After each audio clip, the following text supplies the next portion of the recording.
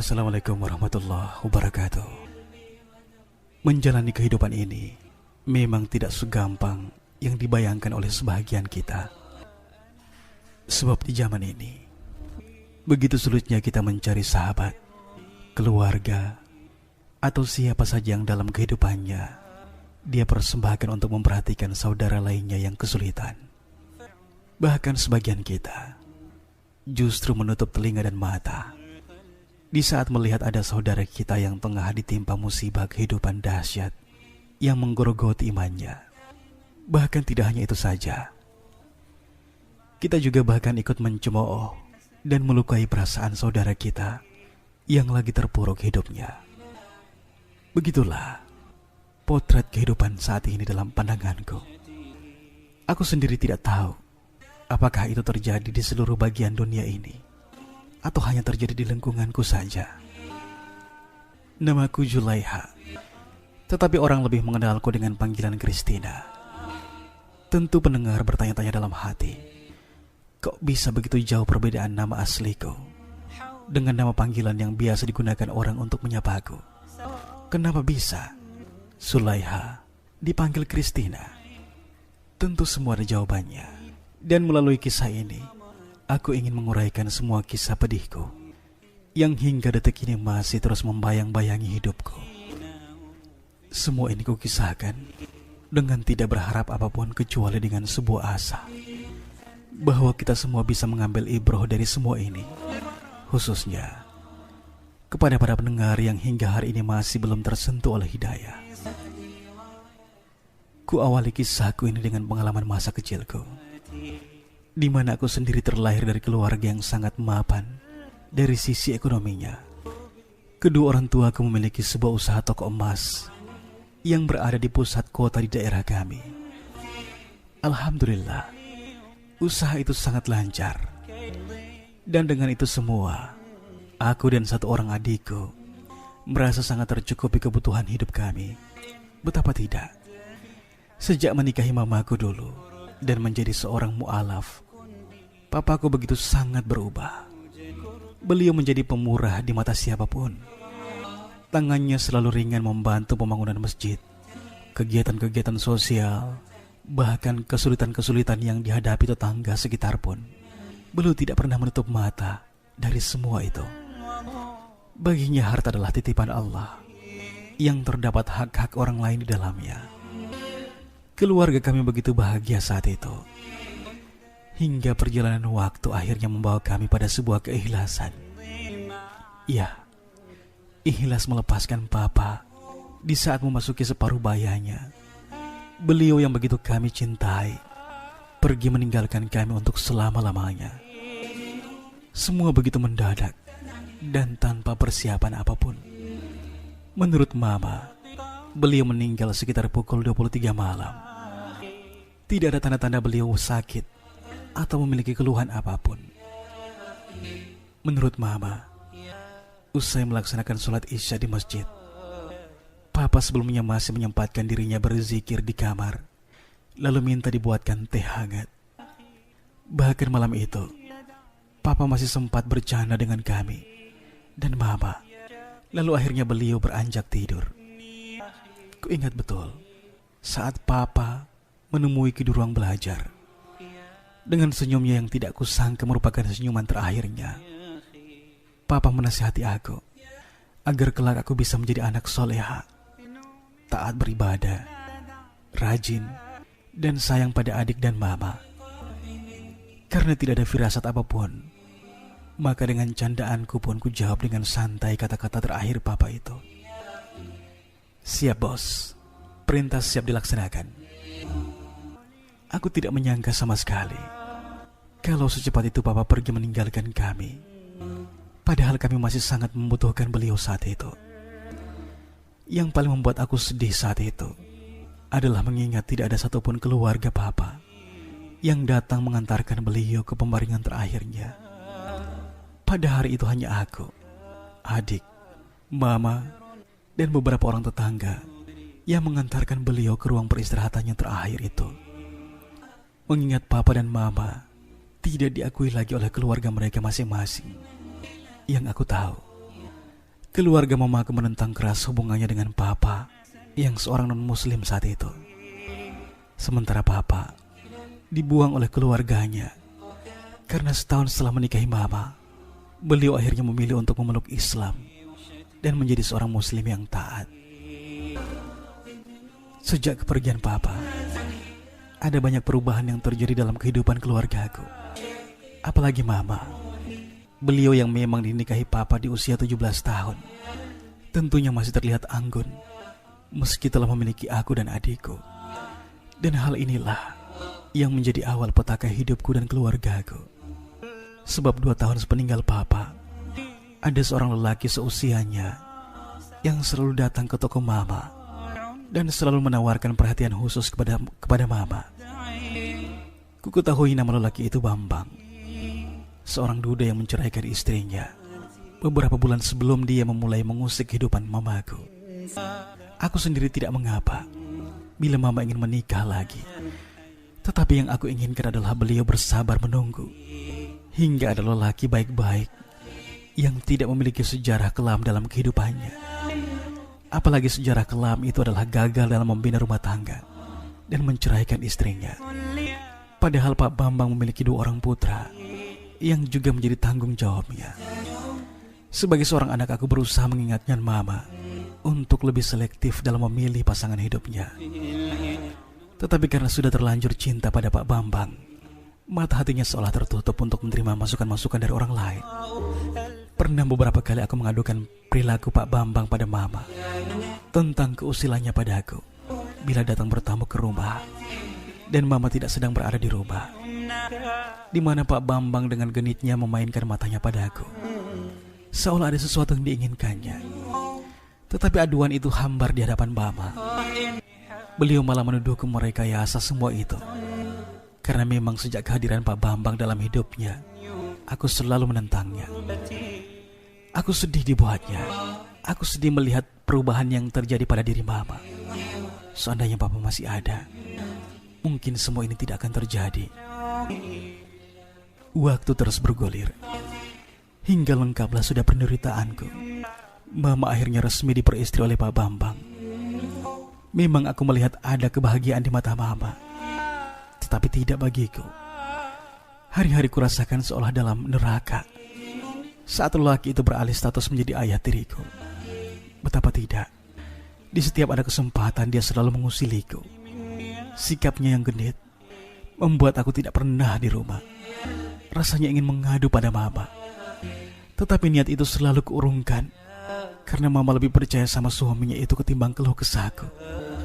Ku ketahui pula bahwa memasuki 3 bulan pernikahan mereka, pertengkaran sering mewarnai rumah tangga mereka.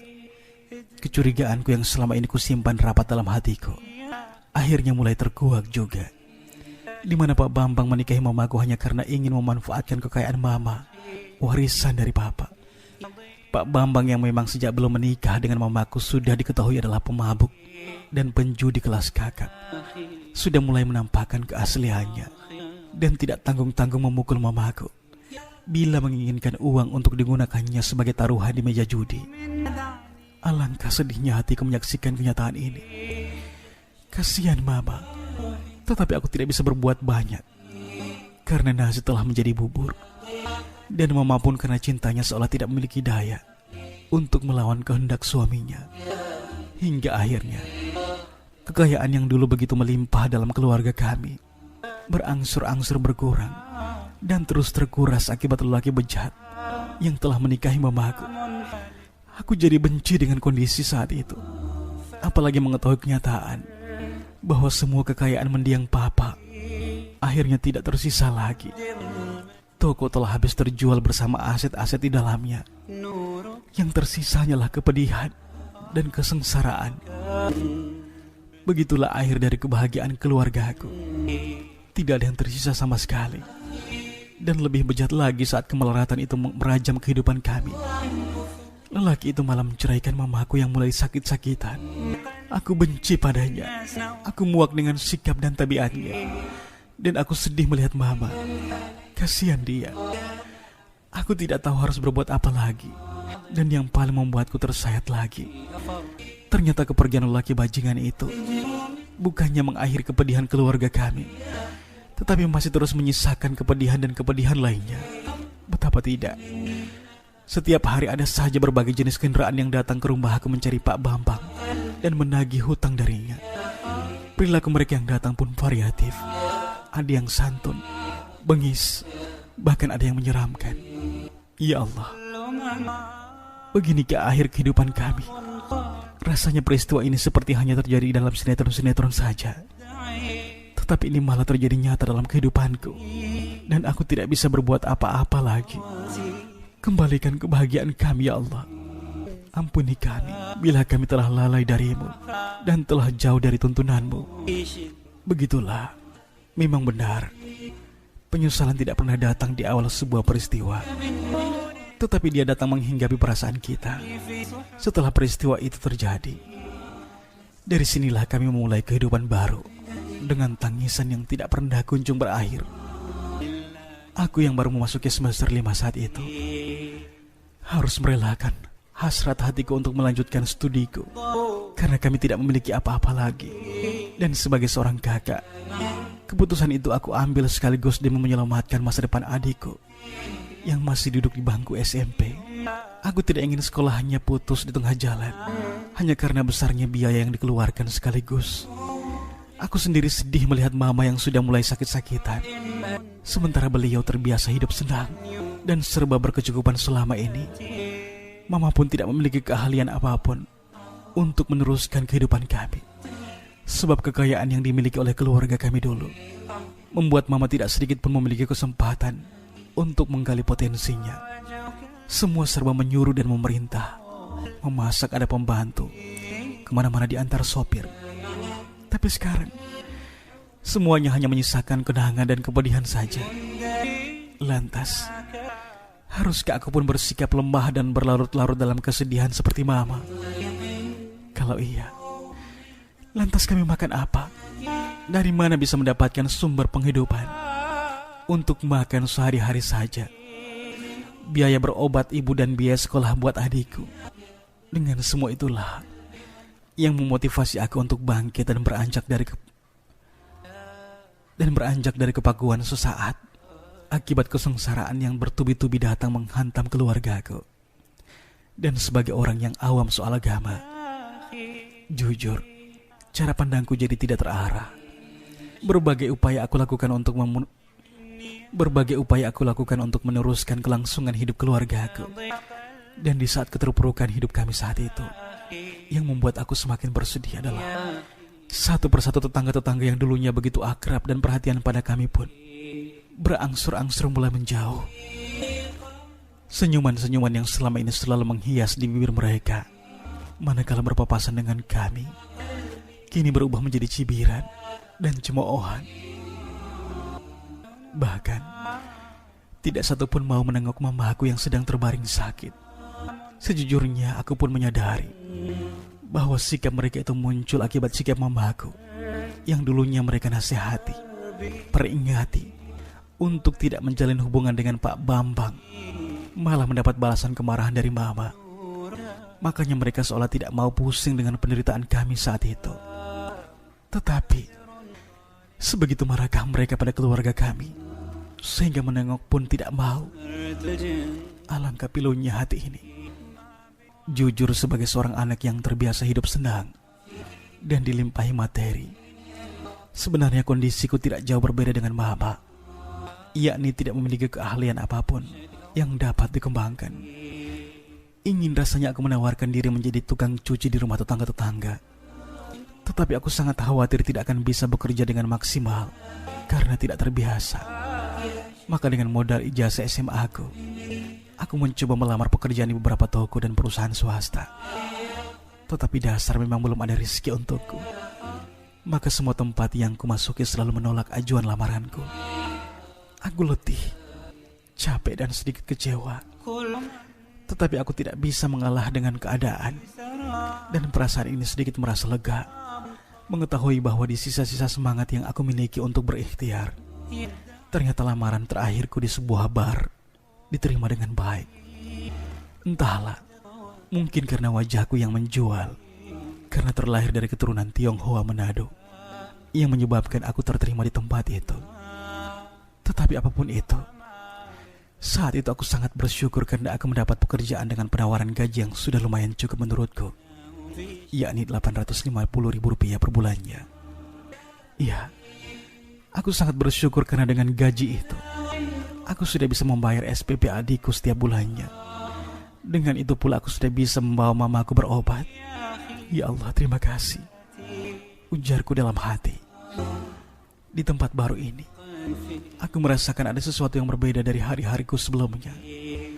Sebab setiap hari aku dipoles secantik mungkin untuk melayani para tamu, menyuguhkan makanan, minuman, dan menemani mereka ngobrol. Hanya sebatas itu tugasku saat itu. Dan berharap bahwa aku tidak mendapat tugas lain di tempat itu.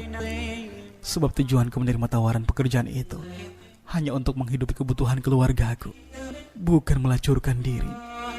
Dan aku selalu memohon pada Allah untuk selalu menjagaku dari kebingasan syahwat para pria hidung belang. Hingga suatu malam, saat aku sedang melayani tamu asing dari Singapura, Mr. Peter, dia memintaku untuk menyanyikan sebuah lagu. Iya, meskipun dengan seadanya dan demi menghargai permintaannya, akhirnya aku menyumbangkan suaraku malam itu dengan sebuah lagu permintaan dari tamuku. Tetapi tidak disangka, ternyata manajerku menilai bahwa penampilanku malam itu cukup memukau pengunjung bar lainnya. Sehingga sejak malam itulah aku didaulat oleh manajerku untuk pekerjaan tambahan, yaitu sebagai penyanyi bar dengan tambahan gaji Rp900.000 per bulannya. Saat itu karena belum mengenal hukum Islam, maka kebahagiaan yang aku rasakan saat itu, bahagia karena ternyata setiap bulannya aku sudah bisa membawa pulang Rp1,7 juta. Tentu sudah sangat lumayan untuk keluargaku. Bahkan aku sudah bisa mendirikan kios kecil-kecilan untuk mama di rumah. Dan alhamdulillah, tambuk ekonomi keluargaku sudah mulai berangsur membaik. Dan aku tidak pernah berhenti bersyukur saat itu. Meskipun banyak yang mengincar diriku untuk dijadikan simpanannya dengan iming-iming kekayaan yang melimpah, tetapi tidak sedikit pun membuat hatiku bergeming. Aku tidak ingin terlibat jauh dalam urusan-urusan asmara dengan para tamuku. Dan semua prinsip itu juga telah kupertahankan berkat dukungan dari seorang pria yang 2 pekan saat aku bekerja di sana telah merebut perhatianku. Amar namanya. Dia pria baik yang selalu perhatian padaku. Dari ceritanya, katanya dia berasal dari Palu dan hijrah ke Manado untuk mengadu nasib. Amar sendiri adalah security di bar. Dia baik sekali padaku. Meskipun dia pria tampan dan dipercaya bos, tetapi dia tidak semena-mena pada karyawan wanita lain. Tidak usil dan genit. Bahkan yang membuatku tercengang, ternyata Amar tidak pernah ketinggalan dengan sholatnya. Tapi kok mau-maunya dia bertahan di tempat itu, di tengah hiruk pikuk kehidupan malam yang tidak menjanjikan surga abadi. Iya, Amarlah yang selalu menasihati aku untuk segera mengakhiri pekerjaanku di tempat itu. Sebab menurutnya, pekerjaan tersebut terlalu berisiko tinggi. Setiap saat ada bahaya mengintaiku. Hingga memasuki 5 bulan aku bekerja di tempat itu, alhamdulillah aku masih bisa menjaga kehormatanku. Meskipun dalam pandangan masyarakat aku tidak ubahnya seperti sampah yang tidak berguna, sebab menganggapku sedang melacurkan diri. Dan semua itu berkat dukungan Amar. Bagiku buat apa terhasut omongan masyarakat? Toh di tengah kesedihan dan kesulitan hidup keluargaku mereka tidak peduli. Itulah kondisiku saat itu. Sedih, tapi bahagia karena ada dia yang selalu menyemangati aku. Tetapi kesedihan itu mulai menyeruak di dalam batinku manakala aku ketahui Amar mengundurkan diri dari pekerjaannya. Entah apa penyebabnya. Bahkan tidak sedikit pun dia menceritakan masalahnya pada aku. Sepi ku rasakan saat itu. Seperti ada sesuatu yang kurang dari diriku. Dan semenjak berhentinya Amar, membuat aku merasa semakin dekat dengan ancaman bahaya. Bahaya yang mengincar kehormatanku. Dan benar saja, godaan bahkan paksaan itu mulai aku rasakan. Bujuk rayu dari manajerku yang memintaku melayani tamunya dari luar negeri dengan bayaran mahal. Tetapi lagi-lagi aku berusaha mempertahankan prinsip dan niatku sebelumnya, dengan harapan agar kehormatanku tidak terusik sama sekali. Masa-masa menegangkan aku lalui di lingkungan kerjaku saat itu. Dan memang itulah risikonya. Aku sangat sadar dengan semua itu. Sebab bila terjadi sesuatu padaku, maka itu juga karena ulahku yang berani mengambil risiko dengan menjadi penyanyi bar, yang harus memberikan pelayanan maksimal kepada para pengunjung bar. Hingga suatu hari, saat aku sedang buru-buru pulang dari tempat kerjaku karena menghindari ancaman bosku yang sangat memaksaku malam itu untuk melayani tamu asingnya, maka pertolongan Allah datang padaku. Entah kebetulan atau tidak, saat turun dari metro mini, aku bertemu dengan Amar yang entah sedang apa di tempat itu. Tapi kali ini aku melihatnya berbeda. Dia terlihat dengan penampilan alim layaknya seorang ustadz. Melihat semua itu aku sendiri sempat pangling. Perlahan ku dekati dia. Namun sepertinya Amar berusaha menghindar dariku, berusaha membuat jarak denganku. Bahkan saat kuulurkan tanganku untuk menjabat tangannya, dia hanya membalas dengan senyuman sambil menyodorkan kedua tangannya dari jauh. Aneh memang kurasa. Sebab meskipun aku tahu sejak satu kerja dulu orangnya peramah dan taat beribadah, tetapi sikapnya tidak sealim itu. Menyadari semua itu, aku sendiri malah bingung dan jadi malu sendiri. Sebegitu drastisnya kah Amar berubah? Maaf mas, kalau aku gak salah nebak, kau Amar kan? Security tempatku bekerja dulu. Aku Christina mas, gak lupa kan? Ujarku memecah kebisuan malam. Waalaikumsalam. Iya, saya Amar. Saya ingat kok dengan Mbak Christina. Gimana kabarnya? Apa masih bekerja di tempat itu? Tanyanya balik yang membuatku sedikit lega, karena ternyata dia tidak lupa padaku. Oh, syukur deh kalau begitu. Kukira sudah lupa sama aku mas. Kabarku saat ini sih kurang begitu baik. Sebab nasihat-nasihat mas dulu akhirnya mulai kurasakan. Pak Doni, manajerku terus memaksaku untuk menambah profesiku menjadi wanita penghibur di barnya. Dan hingga hari ini aku masih menolaknya. Tadi nyaris dipaksa mas. Untung aku berhasil kabur. Jawabku dengan air mata yang mulai mengaburkan pandanganku. Kulihat Amar tertunduk mendengarkan ceritaku. Maaf mbak, saya turut merasakan semua itu. Tapi sebaiknya untuk sementara mbak pulang ke rumah dulu. Ini sudah sangat larut malam. Tidak baik perempuan keluyuran malam-malam begini.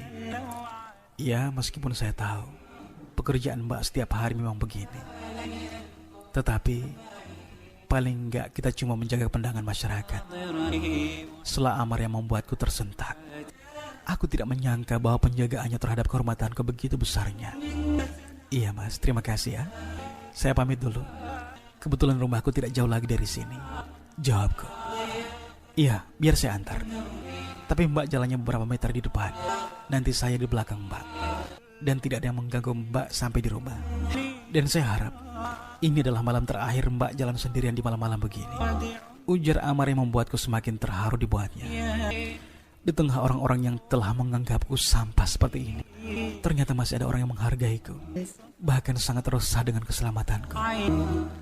Dengan tidak banyak komentar lagi, akhirnya aku mengikuti anjuran Amar. Aku berjalan beberapa meter di depan dia, dan dia berada di belakangku. Amar mengantarkan aku hingga memastikan bahwa aku sudah berada dalam rumah, yang membuat aku agak sedikit tergelitik. Sepanjang perjalanan, tidak sedikit pun dia menjawab pertanyaan-pertanyaan yang aku lontarkan, dan hanya menundukkan pandangannya. Subhanallah, pria seperti ini yang aku rindukan. Tetapi apakah mungkin? Sebelum pamit, Amar menyampaikan sebuah doa untukku. Saya permisi mbak. Semoga Allah memberi hidayah buat mbak, ujarnya sambil berlalu. Hari-hari aku lalui dengan kehampaan. Aku tidak lagi datang ke tempat kerjaku. Meskipun beberapa kali Pak Doni bertamu ke rumah membujukku untuk kembali bekerja. Menurutnya, setelah aku berhenti tempo hari, beberapa pengunjung yang ngefans denganku mulai berkurang datang ke bar. Dan itu menurutnya mempengaruhi omset barnya. Tetapi dengan penuh keyakinan aku berusaha menolak permintaan Pak Doni. Sebab aku yakin itu semua hanyalah muslihatnya saja, dan aku tidak mau tertipu untuk yang kedua kalinya. Begitulah, dengan nasihat dari Amar dan pertolongan Allah, akhirnya aku memutuskan untuk berhenti kerja, dengan harapan bahwa prinsip itu akan selamanya ada dalam hatiku. Akan tetapi, nasib naas menimpa keluargaku. Mama yang sakit-sakitan akhirnya harus menjalani perawatan intens di rumah sakit. Dan untuk semua itu aku kembali dituntut untuk mencari dana tambahan buat pengobatan dan perawatan ibu. Aku tidak mau kehilangan orang yang aku cintai. Setelah kepergian papa tempo hari, aku dan adikku masih membutuhkannya. Tetapi aku sendiri bingung memikirkan sumber-sumber dana tersebut. Haruskah aku menjilat ludahku sendiri dengan berlutut lagi di hadapan Pak Doni, dan memintanya menerimaku kembali di barnya? Tidak. Aku tidak mau bekerja di tempat itu lagi. Ya Allah, mudahkan urusanku. Bukakanlah pintu-pintu rezekimu untuk keluargaku, dan berikanlah kesembuhan pada mamaku. Itulah sepenggal doa yang tidak lepas dari bibirku, dengan harapan agar semua itu akan segera terkabul. Hari-hari aku lalui dengan kekalutan, apalagi saat menyadari bahwa simpanan terakhirku sudah habis. Sementara aku harus dituntut untuk menebus resep mama setiap 3 hari sekali, dengan harga 300 hingga 400 ribu rupiah. Lalu dari mana lagi aku harus meminta bantuan? Tetangga? Itu tidak mungkin, karena mereka sudah menganggap keluarga aku tidak ubahnya seperti sampah. Aku kalut saat itu. Dan satu hal yang mulai mengusik batinku adalah harapan untuk diterima kembali di barnya Pak Doni, tempat kerjaku dulu. Hingga di tengah kekalutanku saat itu, aku kembali dipertemukan dengan Amar di ujung lorong rumah sakit. Ternyata saat itu Amar sedang menunggui temannya yang sedang dirawat di sebuah ruangan VIP. Entah kebetulan atau tidak, yang jelas pertemuanku dengan Amar saat itu semakin membuatku rendah di hadapan Allah. Apalagi saat ku ceritakan masalahku saat itu, lagi-lagi dengan tanpa basa-basi Amar langsung menawarkan bantuannya padaku, asalkan aku tidak kembali lagi bekerja di tempat itu. Malu rasanya diri ini, sebab selalu mendapat perhatian lebih dari seseorang yang bukan keluargaku. Karena tidak ada pilihan lain, maka bantuan tulus darinya aku terima. Dan mulai hari itu, Amar lah yang membiayai perawatan ibu. Amar begitu perhatian pada keluargaku, meskipun dia tampak kaku di hadapanku. Hingga suatu hari di saat yang tidak kuduga-duga, ketika Amar datang membawakan makanan siang untuk mamaku, di hadapan mamaku yang sedang terbaring lemah saat itu, Amar menyampaikan niatnya untuk mempersunting diriku. Maaf tante, bagaimana kabarnya hari ini? Tanya Amar pada mamaku. Alhamdulillah nak Amar, kondisi tante sedikit membaik, lebih baik dari kemarin. Terima kasih anak, kau sudah begitu baik pada keluarga tante. Tante tidak tahu harus membalasnya dengan apa, ujar mamaku menanggapi pertanyaan Amar. Ya alhamdulillah kalau begitu, saya senang mendengarnya. Andai tidak membebani tante, saya ingin menyampaikan sesuatu. Tetapi kalau tante merasa letih, sebaiknya istirahat saja. Setelah Amar terbata yang kemudian mengalihkan pembicaraannya.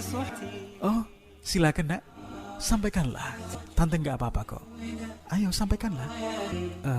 Begini tante, saat ini Christina, putri tante, sudah dewasa. Dan jujur saya merasa prihatin dengan keadaannya saat ini, yang memikul beban tanggung jawab keluarga sendirian. Maaf, saya tidak bermaksud menyinggung tante. Tetapi maksud saya menyampaikan hal ini karena ujar Amar dengan tersendat. Karena apa Amar? Sampaikanlah. Tante gak apa-apa kok. Maaf tante, maksud saya menyampaikan hal ini karena saya bermaksud membantu meringankan bebannya dan ingin menjadi bagian yang utuh dari keluarga tante dengan memperistri Christina, termasuk menghindari fitnah yang akan timbul tante. Sebab saya hampir setiap hari kesini. Sekali lagi saya tidak bermaksud apa-apa dengan hal ini. Apalagi bila tante menganggap saya memanfaatkan kesulitan keluarga tante dan pamrih terhadap apa yang sudah saya berikan selama ini. Insya Allah tidak sama sekali tante, demi Allah, ujar Amar sambil bersimpuh di dekat ranjang di mana mamaku terbaring. Kulihat mama meneteskan air mata saat itu. Nah Amar, tante terharu dengan semua ini. Tante tidak menyangka bahwa masih ada seorang laki-laki baik dan soleh datang melamar putri tante yang telah menjadi sampah di mata masyarakat. Tetapi sebelum tante menjawab permintaanmu, sebaiknya kau pikirkan lagi nak. Jangan sampai kau menyesal. Jawab mamaku dengan linangan air matanya yang semakin deras. Alhamdulillah, saya sudah memikirkan hal ini masak-masak. Dan saya sudah izin pada kedua orang tua saya di kampung. Saya sudah menceritakan segalanya tanpa menambah atau mengurangi fakta yang ada. Dan mereka rindu kok. Olehnya saya hanya ingin restu dari tante saja saat ini. Jawab Ammar lagi. Alhamdulillah. Terima kasih Allah. Terima kasih atas semua karunia yang kau berikan untuk keluarga hamba-Mu ini. Hamba merasa sangat bahagia saat ini. Karena inilah bagian dari harapan mendiang papanya Kristina. Terima kasih Allah. Ujar mamaku di tengah keharuannya. Begitulah. Setelah hari itu dengan izin Allah dan restu dari orang tua kami, berbagai persiapan pun dilakukan. Beberapa teman Mas Ammar juga ikut membantu persiapan pernikahan itu. Dan Alhamdulillah, 3 pekan setelah pelamaran itu, pesta pernikahan itu berlangsung dengan hikmat yang membuat aku resmi menyandang status sebagai istrinya Mas Ammar. Keharuan mendera aku saat itu, manakala menyadari bahwa nasibku masih jauh lebih baik dari teman-teman sekerjaku dulu. Ya Allah, terima kasih atas segalanya. Kau izinkan aku mengecap manisnya kebahagiaan dengan bersuamikan lelaki soleh. Alhamdulillah. Demikianlah. Sejak hari itu semua tanggung jawab keluarga beralih ke pundaknya Mas Ammar. Dan aku sangat bahagia sekali, sebab beliau adalah lelaki bertanggung jawab, romantis dan berwibawa. Darinya aku banyak belajar tentang agama. Dan dari tangannya lah dengan izin Allah, kutemukan hidayah ini. Alhamdulillah. Saat ini aku telah aktif di medan dakwah seperti suamiku dan telah menggunakan busana yang syar'i. Dan dari pernikahan kami, Allah menganugerahkan kami seorang putra yang insya Allah bisa menjadi aset kami menuju surga Allah. Semoga kita semua selalu diistiqomahkan. Wassalamualaikum warahmatullahi wabarakatuh.